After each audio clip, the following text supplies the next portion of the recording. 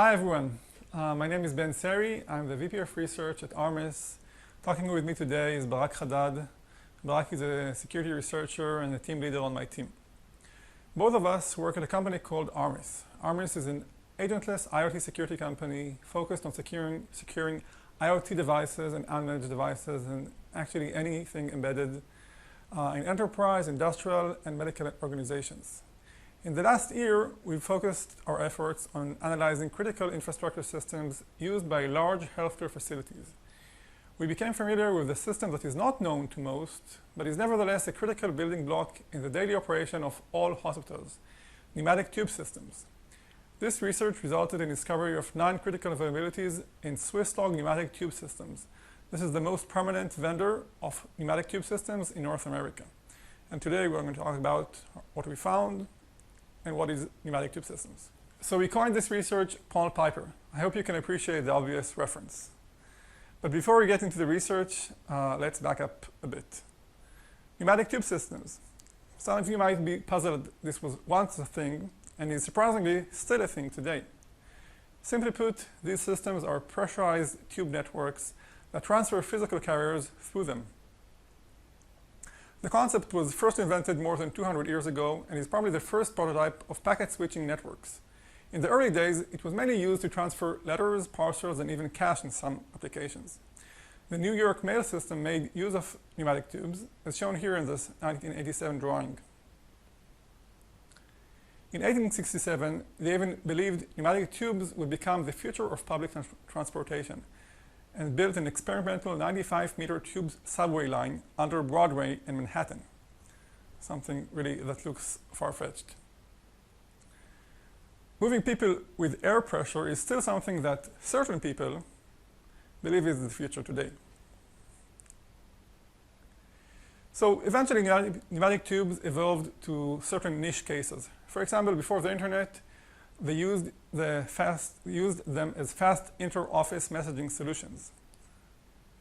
NASA even had one in their mission control center back in the Apollo missions. You can see one of the containers there in their control center.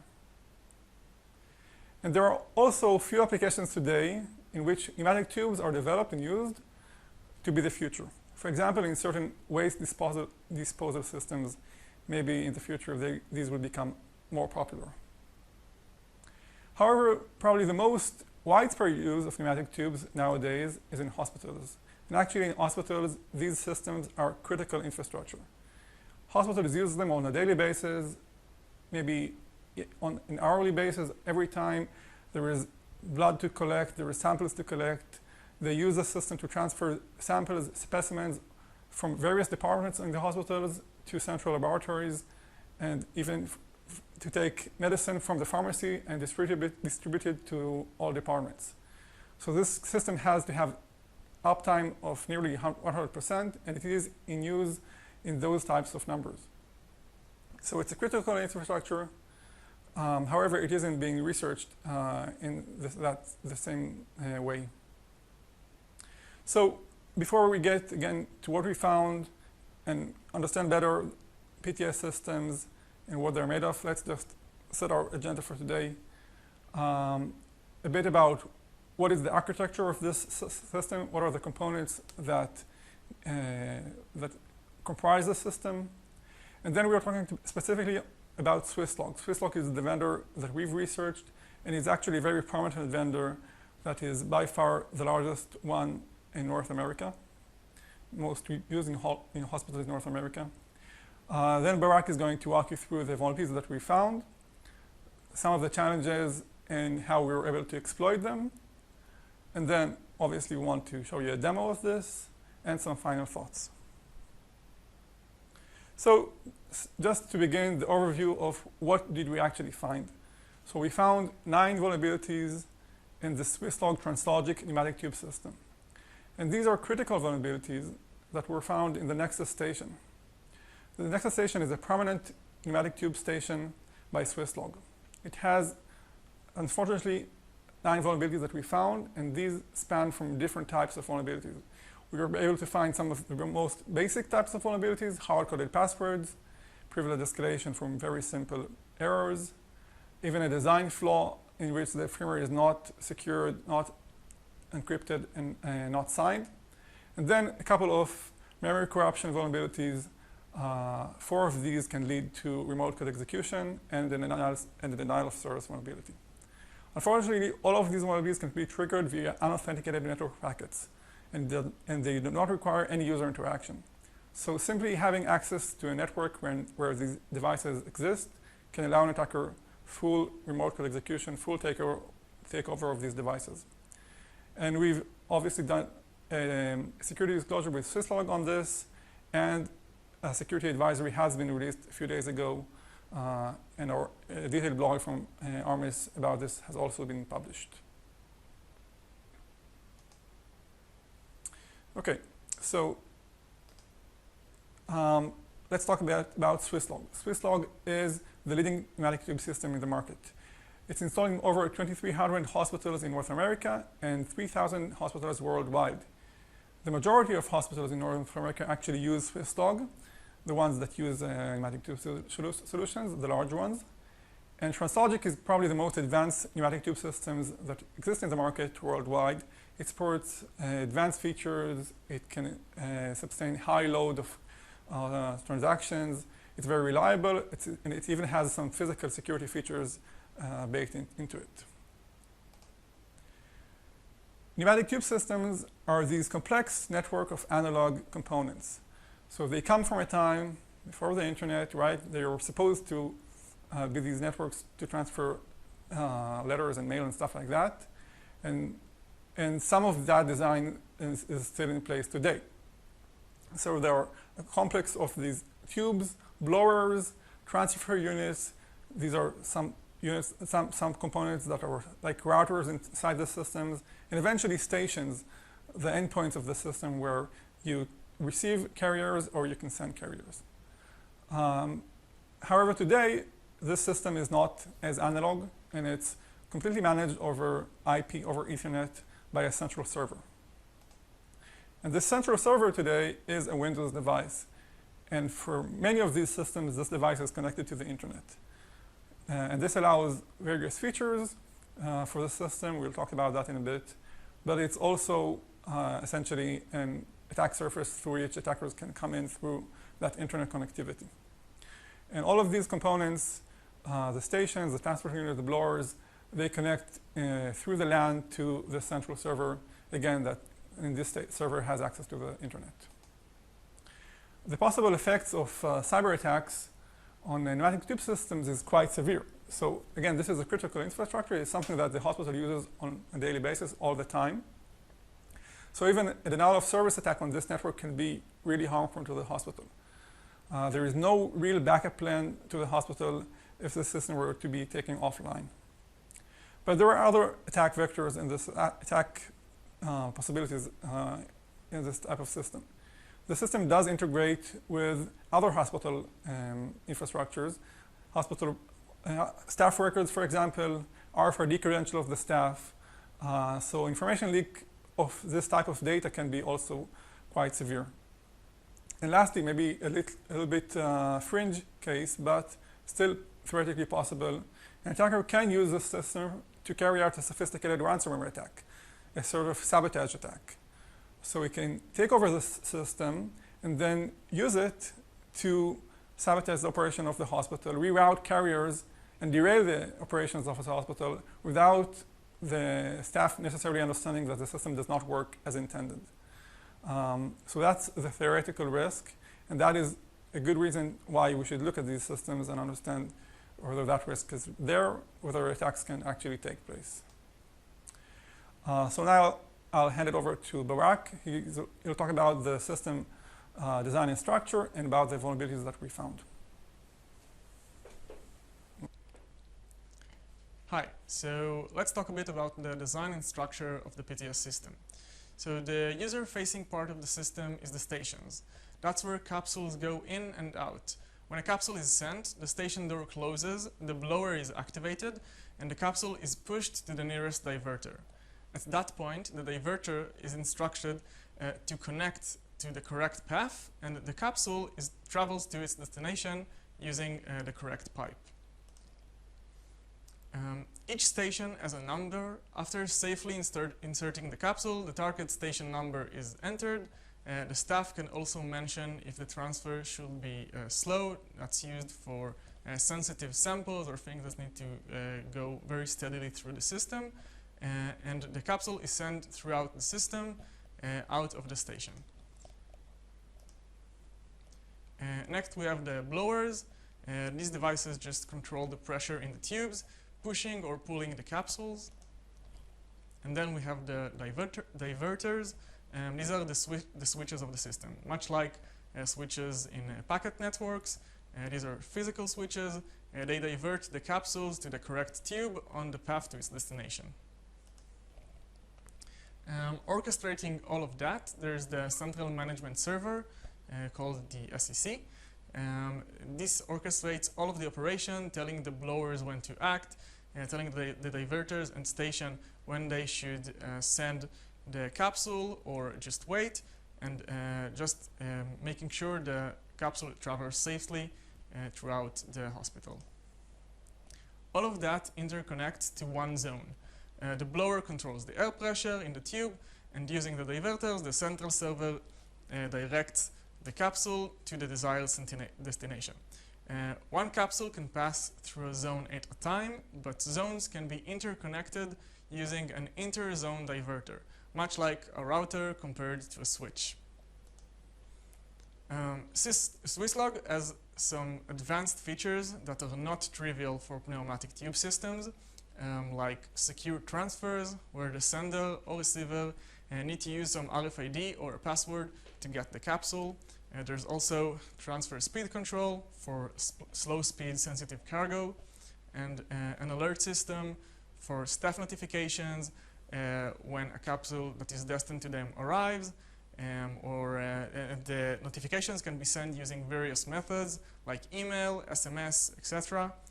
This system requires internet connectivity from the central server.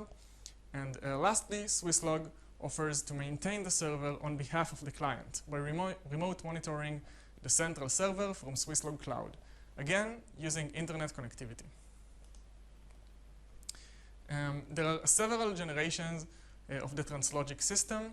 Early systems were based on serial connection with the central server. IQ stations were the first to have Ethernet connectivity, and these are still widely used in hospitals today.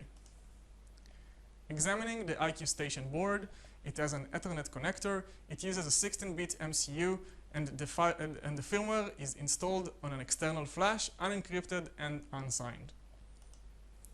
Looking in the IQ station manual, there is a dip switch that needs to be set in order to execute a firmware upgrade.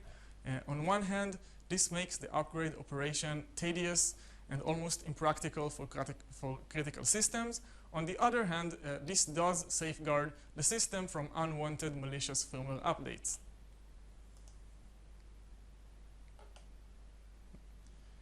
The latest station by Swisslog is the Nexus station. It has a touchscreen and supports advanced features like RFID. This system runs over 32 bits ARM architecture and runs a very old Linux kernel. There are two interesting processes in the system, both named HMI3.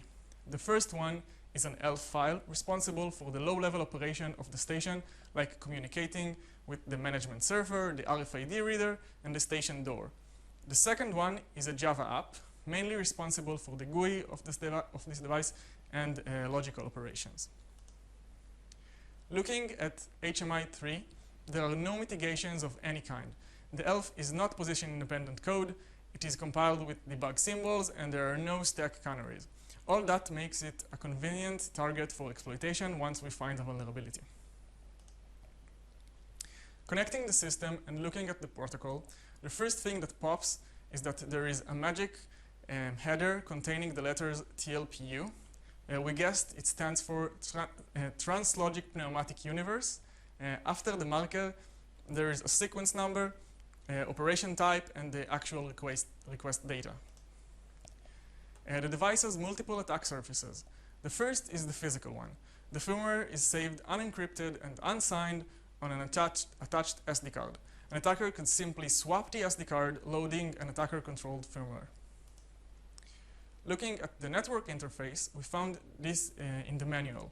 It says the rest of the system is not vulnerable to attacks because the equipment uses a language that only the SEC can understand, thereby eliminating any network security concerns for the other PTS devices. The management server connects to the internet for license checks, alerts, notifications, remote monitoring, and maintenance. Any vulnerability found in its proprietary code can lead an attacker from the internet to control the entire PTS system inside the hospital. We decided to investigate the Nexus station, since it's the latest and most sophisticated station. It is both user-facing and server-facing and controls the source and destination of all the transactions in the system. So vulnerability 1 and 2 are actually hard-coded passwords. Apparently, the device has an open telnet server. We took the shadow file of the system, gave it to John the Ripper, and found a hard-coded password for the user. There is also a hard-coded password for the user root that we weren't able to crack. So using the user, an attacker can get a Linux shell with user privileges.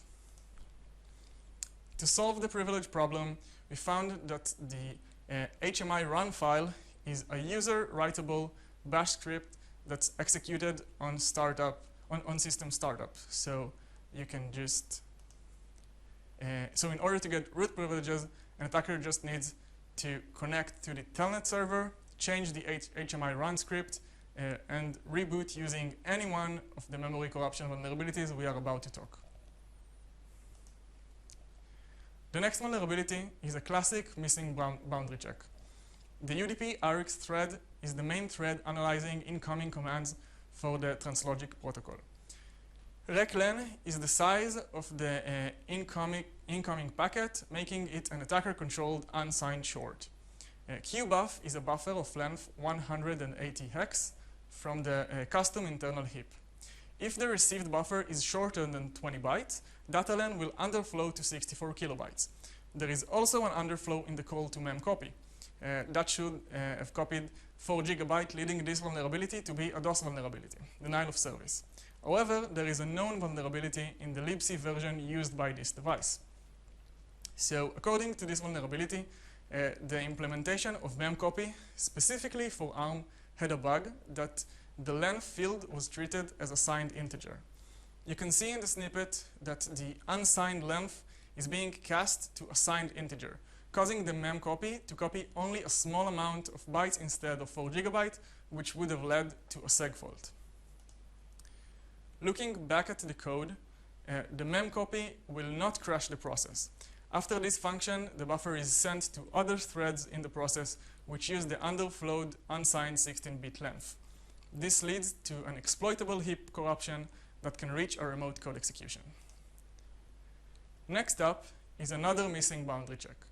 Certain UDP packets will be processed by the SEC process message function, shown here. A1 is the incoming packet, A1 data len is the received data length.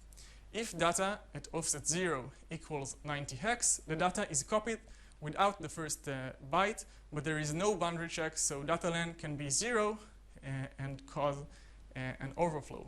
You may ask yourself, how can you set data at offset 0 and if the data len is 0? And the answer is that the buffers are not initialized between usages, so an attacker could easily just spray the buffers with data at offset 0 equal to 90 hex. There are only 59 buffers in those queues, so that's fairly easy. After that, send a buffer with data len equals to 0 and get the 90 hex byte from the uninitialized data.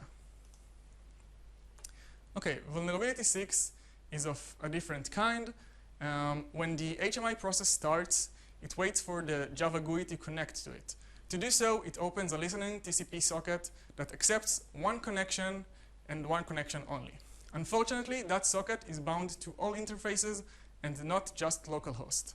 If an attacker is able to cause a reboot, there might be a window to take over this TCP connection before the GUI connects. Let's see how long does it take for the Java app to connect and can we win the race. The process writes waiting for TCP connection when it starts accepting, and CCP accepted TCP socket when a connection is made, so we just need to look at the log.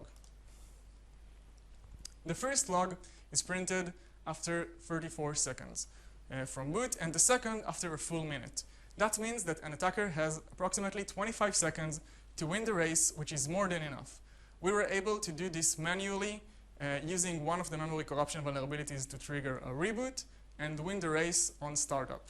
At that point, the GUI cannot connect to the backend since it accepts only one connection, so the attacker can send any GUI commands as if it was a physical user using the station.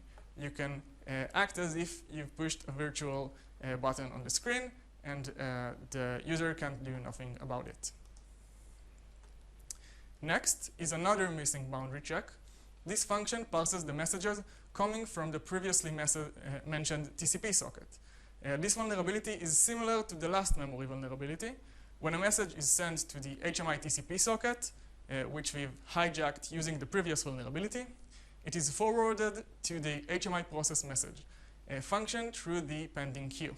Since the data length is taken from the received packet, an attacker could set it to 0, making it underflow in the HMI process message function. We can set data at offset 0 to 33 hex using the same spray technique we used for the last bad boundary check. Just spray many messages with data at offset 0 equals to 33x, and then send a packet with data len set to 0.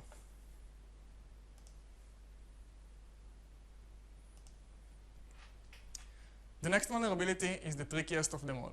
It's an off-by-3 stack overflow, so bear with me. It happens when a message that is sent to the UDP thread is ultimately forwarded to the Java process via the TCP socket. We start by sending a buffer of length 370 to the UDP RX thread. That's the maximum received length. Then the 20 bytes header is omitted, leaving us with 350 bytes that are copied to a buffer on the heap. That buffer is sent to the worker thread for parsing over a queue. The worker thread gets the buffer out of the queue and processes it using the SEC process message function that we've mentioned before. If the first byte of the data equals the 37x command, the message is forwarded to the HMI, still containing a buffer of length 350. Forward to HMI copies the buffer to another buffer and sends the copied buffer to the TCP-TX thread. The TCP-TX thread copies the data from the input buffer to a stack allocated buffer of length 352. But the copy offset is 3, so the last byte of the buffer is written to offset 352, resulting in an off by 1. But wait, there's more. After the memcopy, addCRC adds a CRC to the end of the buffer. They use a 2-byte CRC, resulting in 2 more attacker-controlled bytes, hence the off by 3 stack overflow. This overflow can lead to remote code execution as well. We will show how in a few slides.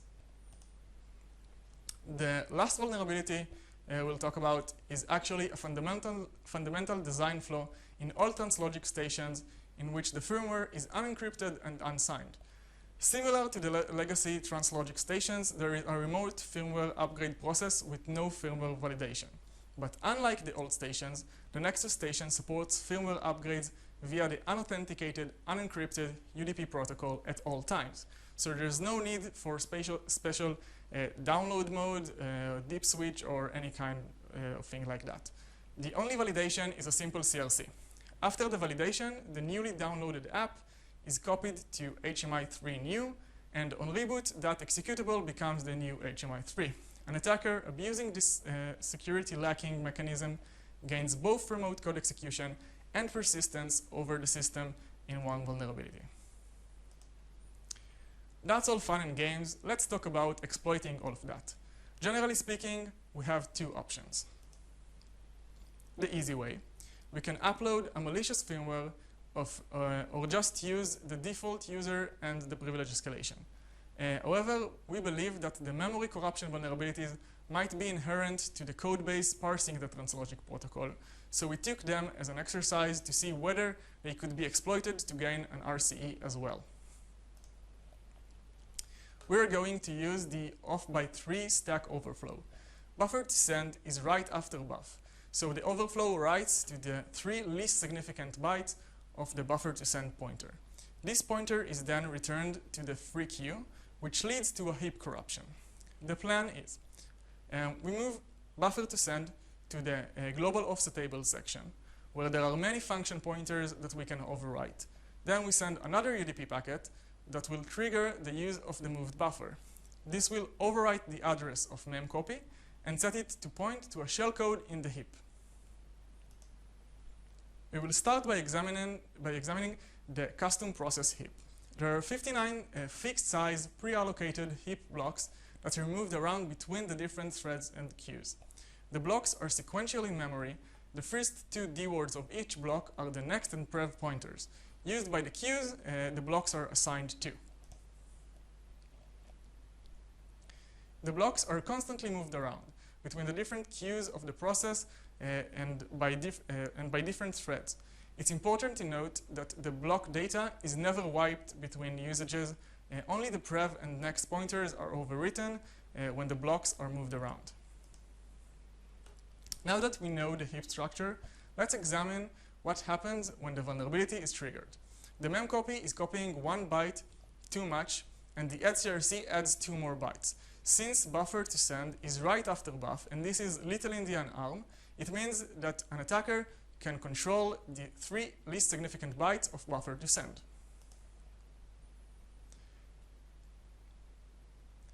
So now we can point buffer to send to wherever we want, even outside of the block structure.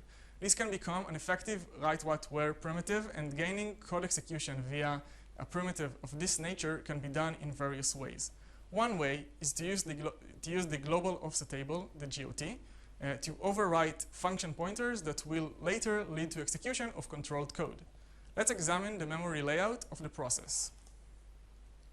As you recall, the main binary is not ASLR capable, so the section addresses are predictable. The heap blocks are in the BSS section, and both the BSS and the global offset table sections share the same MSB bytes, most significant byte.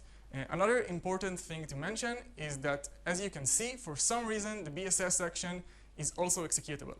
Connecting the dots, we can set the new buffer to send address to be somewhere inside the GOT table using our overflow, and lead a function pointer there to point to a heap buffer with a shellcode.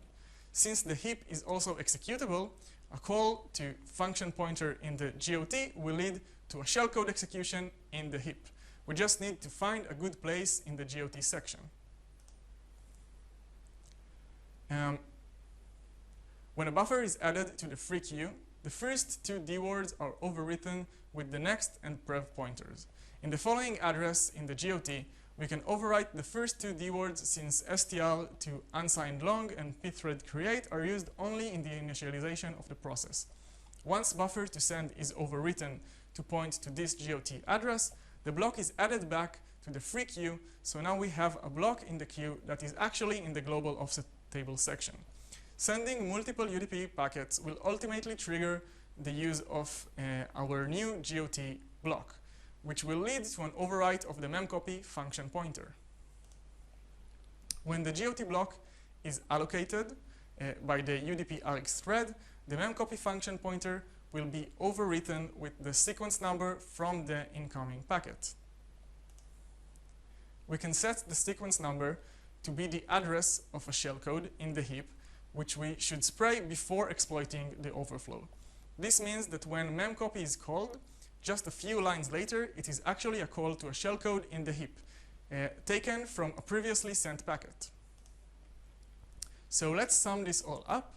We start by heap spraying with the shellcode in the right place. Then we trigger the off-by-3 vulnerability to move 1 block of the heap to the GOT section where memcopy is. After that, we spray again with the address of the shellcode in the sequence number, so that memcopy will point to the shellcode. Once the GOT block is used, the memcopy pointer will point to the shellcode, and then the shellcode will be triggered. And that's it. It's demo time. I will now give the stage back to Ben for the demo demonstration. All right. So Barak went through the vulnerabilities that we found, and like you saw, it was some very basic vulnerabilities.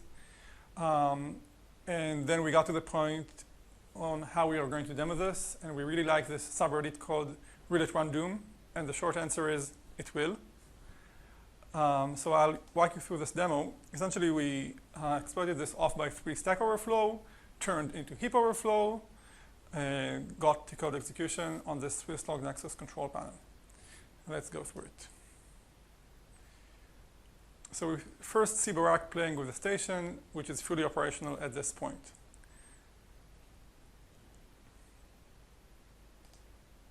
Now we start the attack by spraying the heap to fill it with shellcode buffers. This is the first step.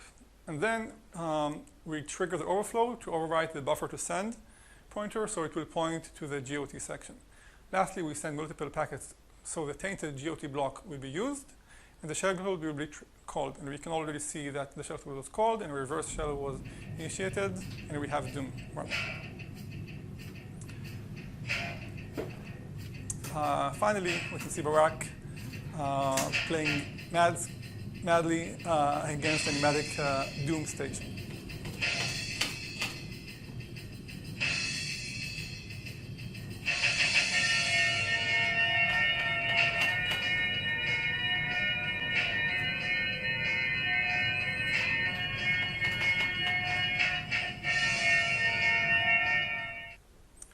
Okay, so some final thoughts.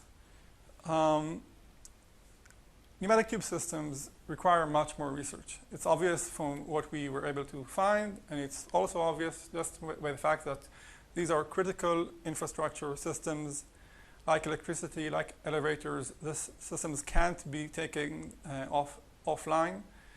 They have to have 100% of uptime. Hospitals really rely on them. So much more research is needed here. And I think what is also interesting in this research is just the case of Swisslog as a company, as a product manufacturer, the case of them using embedded devices and how that was done poorly. Traditionally, companies that created pneumatic tube systems, you can think of them as somebody that create hardware, analog systems, stuff that doesn't have to be secure because it's all analog. But then they moved and they want it to be more sophisticated, added more features. Their first stations that were connected to the network were very limited in their capabilities. To upgrade them, you would have to change a physical switch, and that actually created some security to them. Inherent security by the fact that they were very limited in capabilities. Once they moved to using Linux as their operating system, with all that it got in it by default, telnet server, different credentials, stuff that really is good in other places, but not good in embedded devices that are not managed, then it became a problem. And so this really illustrates a bigger picture, how certain types of systems, when they go through this evolution from hardware to software, from analog to embedded devices, they have to have security brought into that process, in that consideration. So having said that, again, more research is needed in these type of systems. And I think in the meantime, it's very important to develop robust security mitigations to safeguard these types of systems. Patching these systems is difficult, but mitigating the risk of these types of vulnerabilities from a network standpoint, that's not that difficult. It's possible. Lastly, I think it's very important that Doom is added to pneumatic tube systems. Any hospital visit would be much more entertaining if Doom was available on these systems. And we offer Swisslog that you can use our code. It's very much ready to be deployed in production. But seriously, It was very fun to do this research. I think it's very important to follow up on it. And if you have any questions, we'll be happy to answer in the Q&A. There is more information on our website, armis.com/PondPiper. And thank you for listening to us.